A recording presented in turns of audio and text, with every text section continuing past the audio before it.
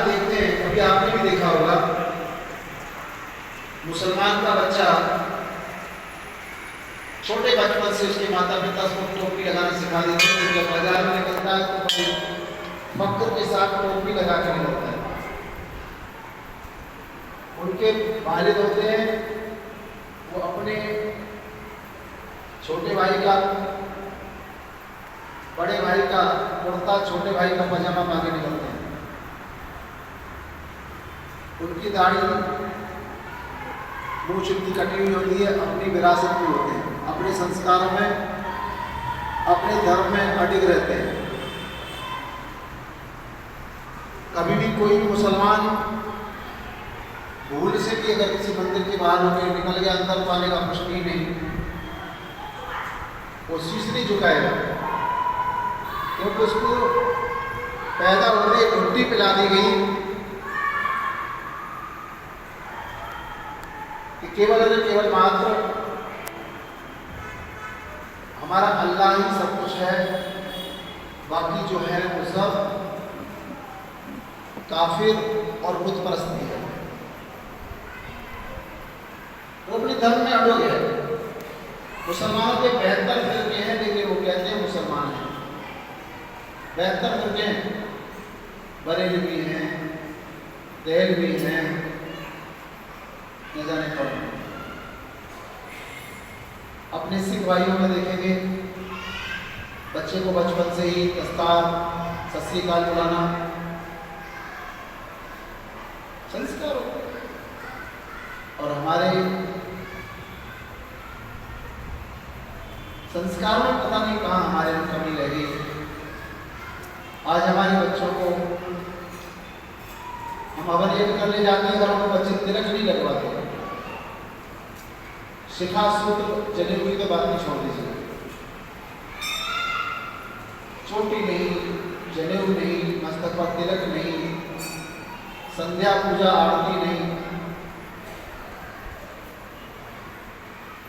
हम कैसे कहें हम हिंदू हैं? याद रखना, आज जो श्री हनुमान चालीसा, श्री रामचरितमानस, श्री भागवत पुराण, ये जो आज हमारे हाथों में है, इनकी रक्षा के लिए आज से 500-600 साल पहले जब यह मुसलमानों का शासन था, तो इनकी रक्षा में हमारे पूर्वजों ने न जाने कितनी अपनी कुर्बानियां दे दी, लेकिन इन ग्रंथों को संभाल के रखा। उस समय इतना प्रिंट मीडिया भी नहीं था,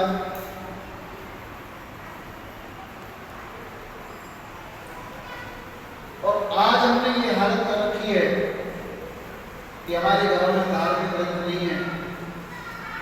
अपने बच्चों को तो हम क्या पढ़ाएं, जब हमें नहीं पढ़ते तो हमारे बच्चे क्या पढ़ेंगे।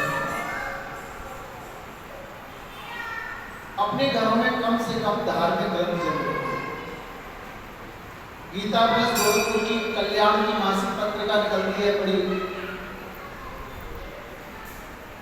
अच्छी उपदेशात्मक पत्रिका है। अपने घरों में रखनी चाहिए, क्योंकि किसी चित्र को देख करके चित्रकार की याद आती है, ग्रंथ को देख करके ग्रंथकार की याद आती है। घर में ग्रंथ होंगे तो हमें संस्कारों की याद आएगी।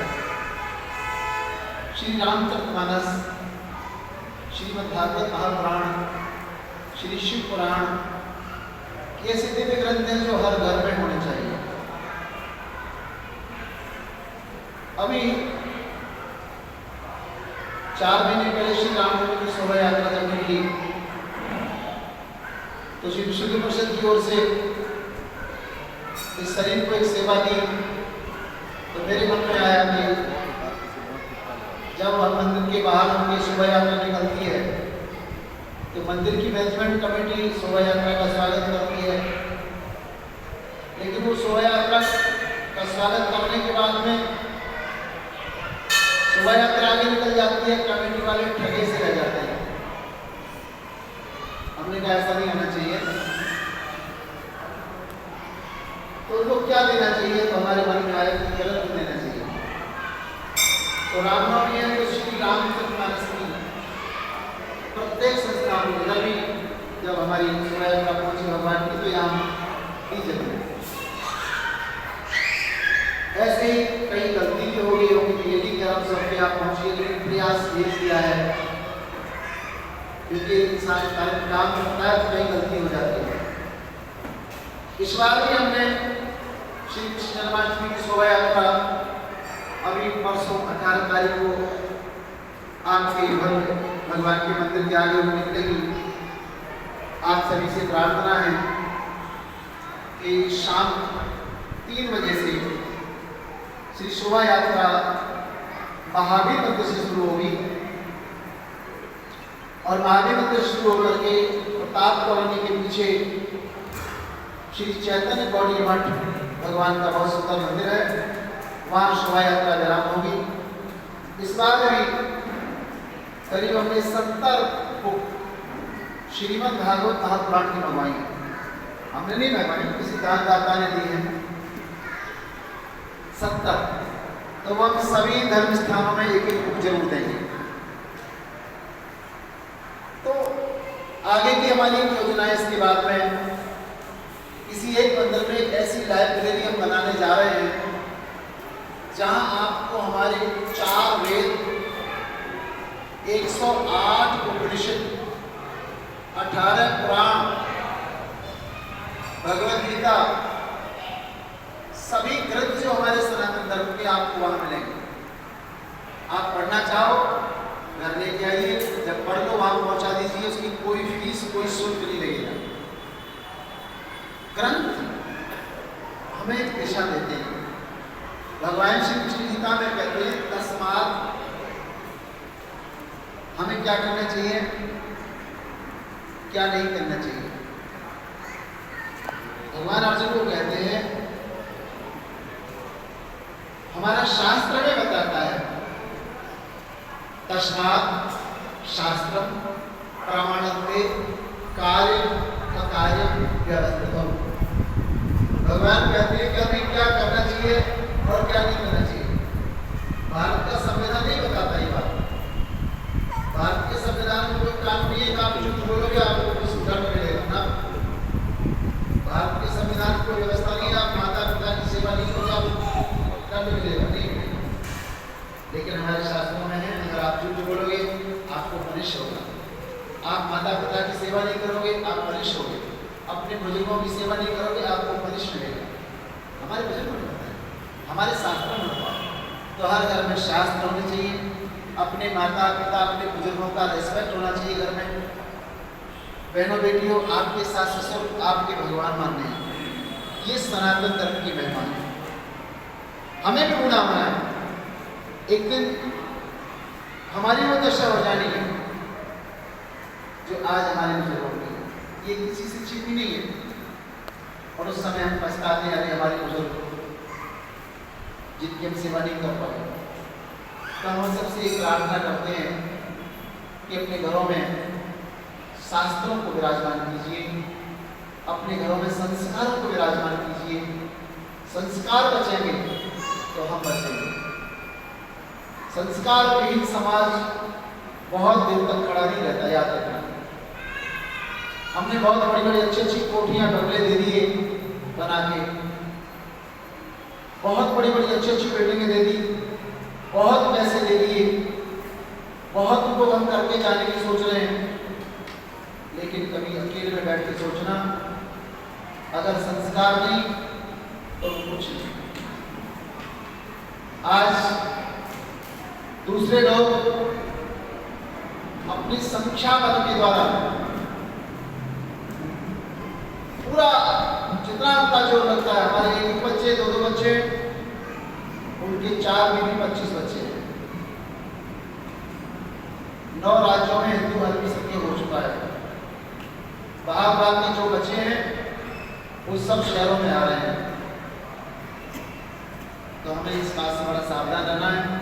हमारा किसी जाति पंथ मत से हमारा कोई विरोध नहीं है, लेकिन हमें अपने धर्म के लिए कुछ विचार जरूर करके रहना चाहिए कि मैं मेरे समाज के लिए, मैं मेरे धर्म के लिए, मैं मेरे अपने परिवार के लिए क्या अच्छा कर सकता हूँ, ये हमारा चिंतन है।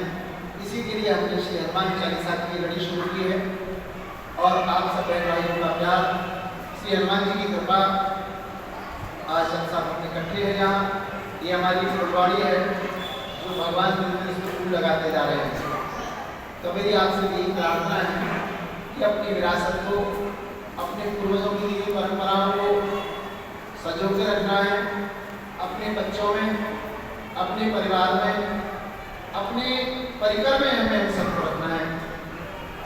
और बड़ी हैरानी होती है, बड़ी पीड़ा होती है ये सुन करके कि कभी मंदिरों की जो संस्था थी उसमें इतने दिग्गज लोग हुआ करते थे कि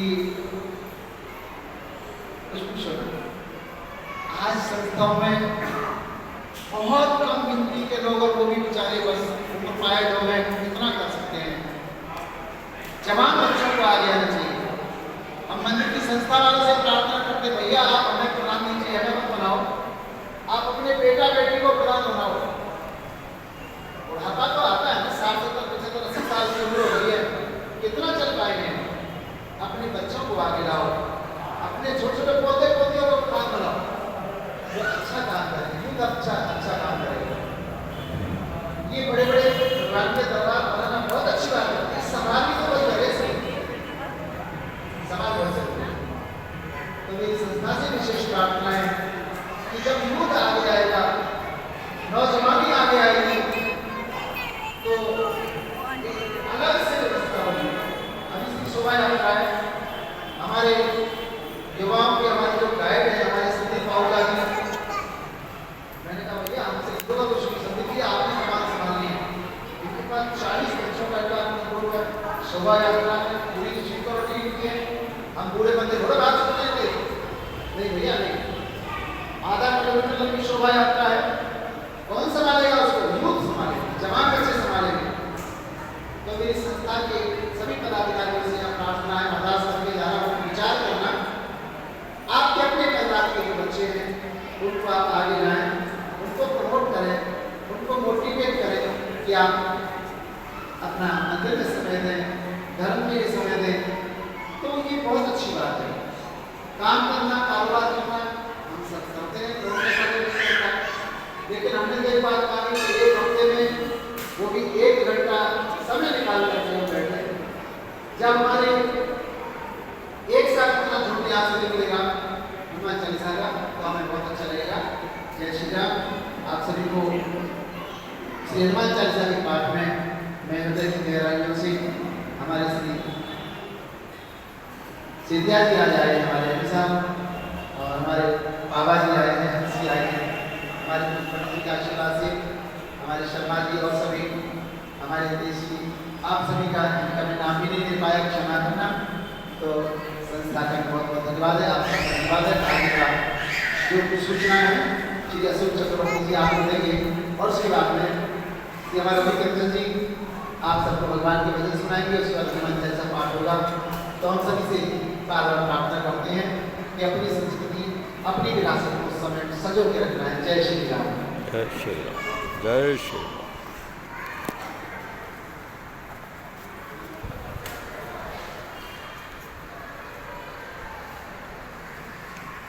मंदिर के प्रांगण में बैठी मेरी मातृशक्ति, वत्सल मेरे माता बहनों, बुजुर्गों भाइयों, सबसे पहले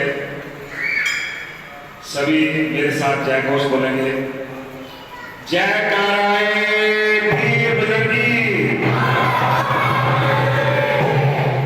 भारत माता की, भारत माता की।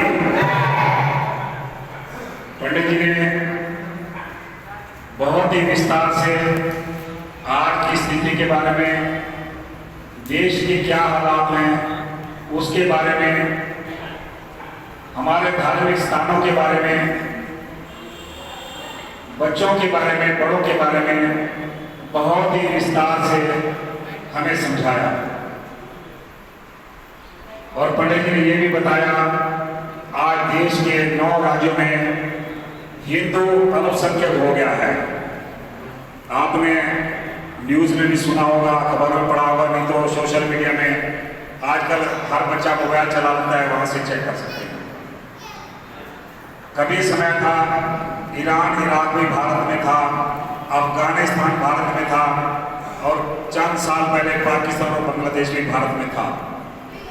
और कश्मीर में 1990 के अंदर 1 लाख के अंदर 5 लाख हिंदू 1 रात में घर छोड़ के आए और मस्जिदों से अनाउंस किया गया, अपनी बेटियों को, पत्नी को छोड़ जाओ और निकल जाओ, नहीं तो आपको मार दिया जाएगा। वो भी भारत का ही हिस्सा है।